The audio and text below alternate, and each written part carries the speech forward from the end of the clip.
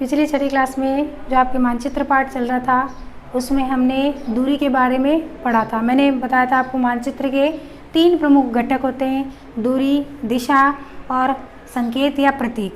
तो दूरी के बारे में हमने पढ़ा था, उसमें कम दूरी वाले पैमाने वाले मानचित्र और छोटे पैमाने वाले मानचित्र, बड़े पैमाने वाले मानचित्रों के बारे में अध्ययन किया था।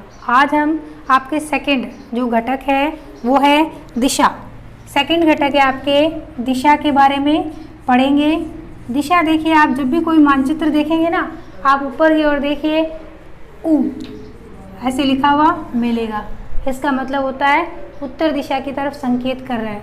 जब हमें एक दिशा के बारे में पता है तो हम बाकी दिशाएं भी आसानी से निकाल सकते हैं। इसके लिए देखिए, जैसे 4 तो आप जो मुख्य दिशाएं जानते हैं, उत्तर, दक्षिण, पूर्व और पश्चिम। अब क्या होता है, इसके अलावा 4 और इन दोनों उत्तर पूर्व, पूर्व दक्षिण, दक्षिण पश्चिम और पश्चिम उत्तर के बीच ही दिशा को दर्शाने वाली 4 दिशाएं और होती है, जिसमें देखिए जैसे ये होगी उत्तर और पूर्व की दिशा, ये होगी उत्तर और पश्चिम की दिशा, ये उत्तर पूर्व की दिशा, ये उत्तर पश्चिम की दिशा, ये होगी आपके उत्तर दक्षिण की दिशा, उत्तर दक्षिण की दिशा, और ये दिशा होगी आपके दक्षिण पश्चिम की दिशा। ये हो जाएगी आपके दक्षिण पूर्व की दिशा, ये हो जाएगी दक्षिण पश्चिम की दिशा, ये हो जाएगी उत्तर पूर्व की दिशा, ये उत्तर पश्चिम की दिशा। तो चारों दिशाओं के आधार पर हम मानचित्र, जैसे विद्यालय किस दिशा की तरफ है या कोई मंदिर है वो किस दिशा की तरफ है, तो दिशा के द्वारा हम मानचित्रों में दिशाओं का ज्ञान कर सकते हैं। उसके बाद आपके देखिए जैसे संकेत या प्रतीक, तीसरा जो घटक है मुख्य है, या तो प्रतीक कह दें या संकेत कह दें।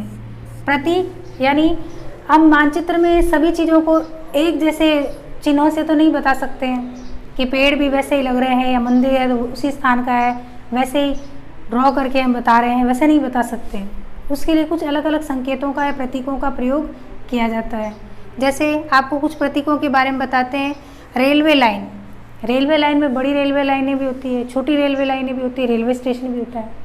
अब मानचित्र में हमें अगर बताना है, ड्रॉ करके हम मानचित्र में बता रहे हैं, तो हम एक जैसे प्रतीक चिन्हों का प्रयोग नहीं कर सकते हैं। बड़ी रेलवे लाइनें, इसके लिए हम इस प्रकार के प्रतीक चिन्हों का प्रयोग करेंगे। छोटी रेलवे लाइनें, उसके लिए हम मीटर रेलवे लाइनें, उसके लिए हम इस प्रकार के प्रतीक चिन्हों का प्रयोग करेंगे। रेलवे स्टेशन होता है, काफ़ी बड़ा होता है, तो उसके लिए हम इस प्रकार के प्रतीक चिन्हों का प्रयोग करेंगे। वहीं सड़कें, कच्ची सड़कें भी होती है, पक्की सड़कें भी होती है। वो कच्चा रास्ता बताना है तो उसके लिए अलग आपको ड्रॉ करना पड़ेगा, और पक्की सड़कें उसके लिए अलग। तो पक्की सड़कें हैं उसके लिए सीधी 2 लाइनें, और कच्ची सड़कें लिए हैं उसके लिए डॉट डॉट में लाइनें डाली हुई है। वैसे ही सीमाएं बतानी है अगर जिलों की, तो अंतर्राष्ट्रीय सीमा बतानी है, राज्य की सीमा बतानी है, जिले की सीमा बतानी है मानचित्र में अगर, तो अलग अलग रूढ़ चिन्हों का प्रयोग किया जाता है। अंतर्राष्ट्रीय है तो उसके लिए जैसे सीधी लाइन बड़ा बिंदु, सीधी लाइन बड़ा बिंदु। राज्य है तो उसके लिए सीधी लाइन एकदम, और जिले की है तो उससे भी छोटी छोटी लाइनें होती है। उसके बाद अगर नदी, कुआं, तालाब, नहर या पुल बताना है तो नदी के लिए आपको पता है सीधा सा हम ये,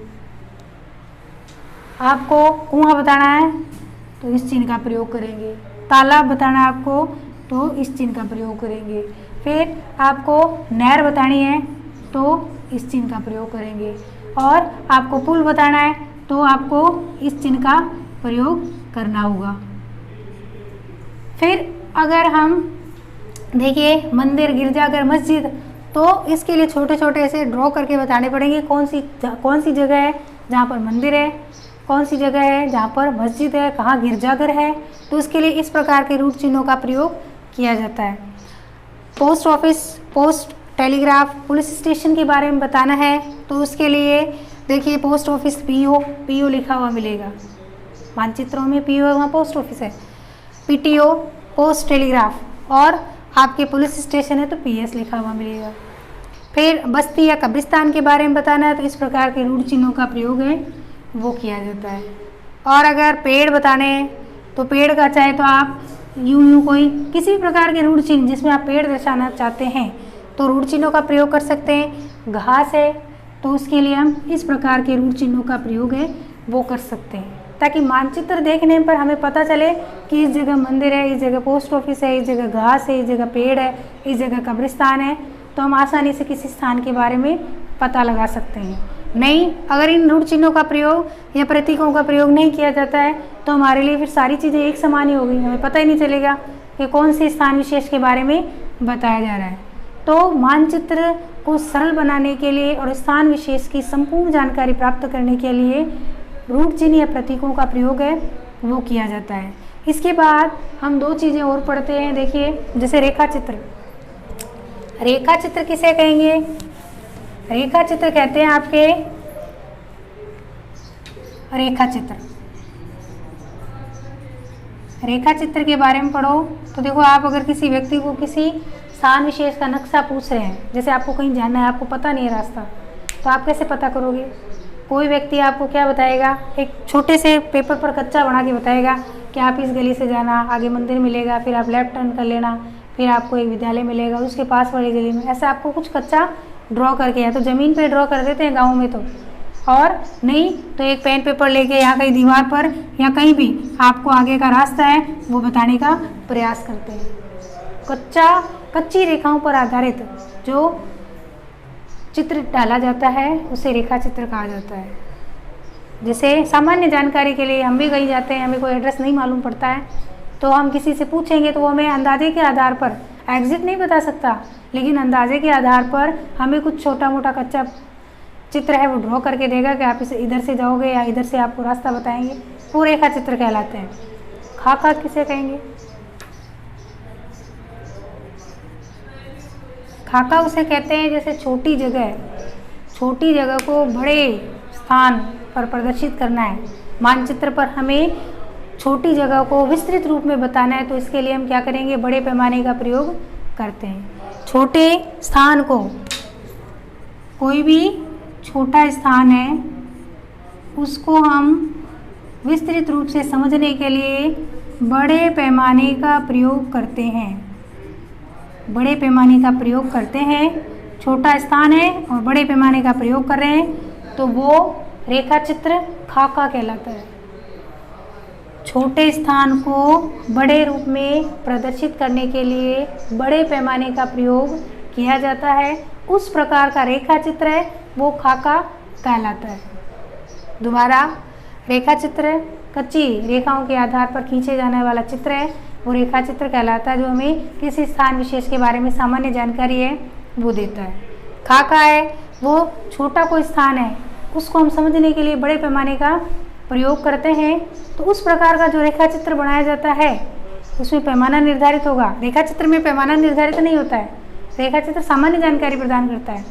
खाका है वो बड़े पैमाने पर आधारित छोटे स्थान के बारे में विस्तृत रूप से जानकारी प्रदान करने वाला रेखा चित्र है वो खाका कहलाता है। आज आपके छठी क्लास का ये जो चौथा पाठ था मानचित्र के बारे में हमने पढ़ा वो कंप्लीट होता है। पहले हमने ग्लोब के बारे में पढ़ा था, ग्लोब पर एक साथ जानकारी प्रदान कर सकते हैं, लेकिन आपने देखा ग्लोब पर ऐसे निशान कहीं नहीं बने हुए थे, ग्लोब पर कोई रेखाएं नहीं खींची हुई थी अलग से, किसी जिले की सीमा को नहीं देखा जा सकता है। तो हम छोटे स्थान के बारे में, राज्य, जिलों और स्थान विशेष के बारे में जानकारी प्राप्त करने के लिए अलग अलग प्रकार के मानचित्रों का प्रयोग है वो हम करते हैं। तो ग्लोब और मानचित्र दो चीज़ें आपको अच्छे से समझ में आ गई होगी।